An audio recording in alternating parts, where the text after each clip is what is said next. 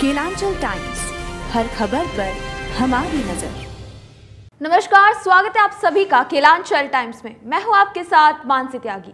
रुक करते हैं इस वक्त की बड़ी खबर पर। बिहार विधानसभा में नीतीश सरकार ने जाति सर्वे की सामाजिक आर्थिक रिपोर्ट पेश कर दी है। इस रिपोर्ट के पेश होने के साथ ही बिहार में सियासी हलचलें तेज हो गई हैं। बिहार में नीतीश तेजस्वी का मंडल 2 को क्या बीजेपी का हिंदुत्व कार्ड रोक सकेगा, अब इसकी चर्चा होने लगी है। हालांकि नीतीश सरकार की ओर से विधानसभा में पेश की गई रिपोर्ट ने समाज के जाति विभाजन के साथ इस बात को भी साफ कर दिया है कि गरीबी का संबंध जाति से ही है।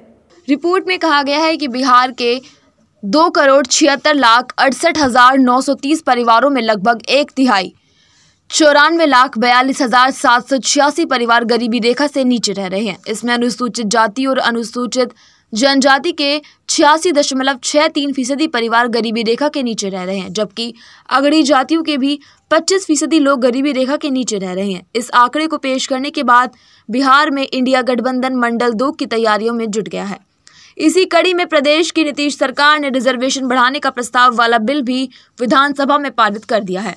राज्यपाल ने भी इस बिल पर अपनी मंजूरी दे दी है। चुनावी सीजन में नीतीश सरकार की इस पहल ने देश की राजनीति का मिजाज ही बदल दिया है।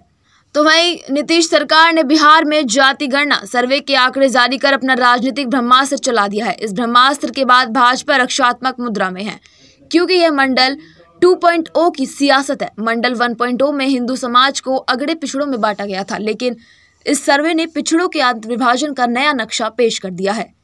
इसका सीधा अर्थ है कि देश की राजनीति अब मंडल कमंडल से शुरू होकर ओबीसी में ही माइक्रो डिवीजन पॉलिटिक्स का रुख करेगी।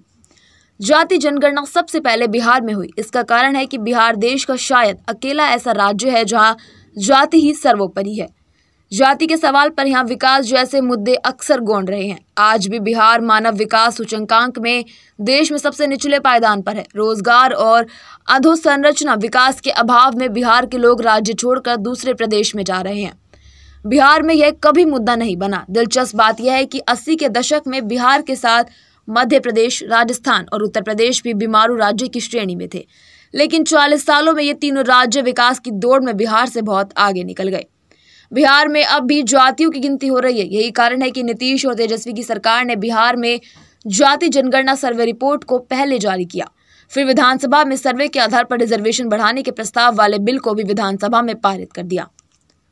नीतीश और तेजस्वी की इस पहल से पीएम नरेंद्र मोदी के जादू और हिंदुत्व पर भी असर पड़ेगा। राजनीतिक विश्लेषक राजीव कुमार कहते हैं कि जाति गणना भले ही बिहार में हुई हो, लेकिन इसका असर दूरगामी होगा। विपक्ष ने दरअसल पीएम नरेंद्र मोदी के जादू और हिंदुत्व की राजनीति की कमर तोड़ने के लिए यह सब किया है। इसमें अब तो कांग्रेस भी शामिल हो गई है। कांग्रेस मध्य प्रदेश और राजस्थान में जाति जनगणना को ही मुख्य मुद्दा बना लिया है। दरअसल कांग्रेस समेत इंडिया गठबंधन के सभी नेताओं की सोच यही है कि हिंदुत्व के मुद्दे पर काफी हद तक एकजुट हुई हिंदू जातियों को वापस माइक्रो लेवल पर विभाजित करने से नया ध्रुवीकरण बनाया जा सकता है। ऐसा करने पर विपक्ष को एक राजनीतिक स्पेस भी मिलेगा। कहा जा रहा है कि मुद्दा लोकसभा चुनाव में और मुखर होगा। केंद्रीय गृह मंत्री अमित शाह 5 राज्यों के चुनावी अभियान से समय निकालकर 6 नवंबर को बिहार आए थे। बिहार के मुजफ्फरपुर में एक जनसभा के दौरान उन्होंने नीतीश कुमार और राष्ट्रीय जनता दल के प्रमुख लालू यादव की तुष्टीकरण की नीति को लेकर उन पर हमला बोला था। इसी के साथ ही अमित शाह ने इस सभा में धर्म के नाम पर विभिन्न हिंदू जातियों को एक रखने की कोशिश करते हुए अयोध्या में बन रहे राम मंदिर की प्राण प्रतिष्ठा में भाग लेने की बिहार के लोगों से अपील भी की। राजनीतिक पंडित इसे जाति सर्वे से जोड़कर देख रहे हैं। वर्ष 1990 में तत्कालीन विश्वनाथ प्रताप सिंह की सरकार ने मंडल कमीशन की रिपोर्ट लागू की थी। इसी के बाद पूरे देश में मंडल लहर शुरू हो गई थी। इसी मंडल कमीशन का जोरदार समर्थन करके बिहार में लालू प्रसाद यादव और उत्तर प्रदेश में मुलायम सिंह का राजनीतिक उदय हुआ था। इन दोनों नेताओं ने अगड़ी जातियों के खिलाफ पिछड़ों को लामबंद कर अपना जनाधार तैयार किया। इधर लालकृष्ण आडवाणी ने बाबरी मस्जिद के खिलाफ और अयोध्या में उसी जगह पर राम मंदिर के निर्माण के लिए कैंपेन चलाया। मंडल की राजनीति पर खड़ी हुई क्षेत्रीय पटरियों ने लालकृष्ण आडवाणी को हिंदी पट्टी राज्यों में चुनौती दी। इसे ही ज्यादातर लोगों ने मंडल बनाम कमंडल की राजनीति के तौर पर जानते हैं। अब नीतीश कुमार और तेजस्वी यादव की जोड़ी ने बिहार में नए भर्ती किए गए शिक्षकों को 1 लाख नियुक्ति पत्र सौंपे और फिर इस जोड़ी ने सामाजिक और शैक्षणिक रूप से पिछड़े तबकों के लिए नौकरियों में कोटा बढ़ाकर 75% कर दिया। नीतीश कुमार और तेजस्वी यादव की जोड़ी के इस फैसले को राजनीतिक विश्लेषक मंडल 2.0 का उभार करार दे रहे हैं।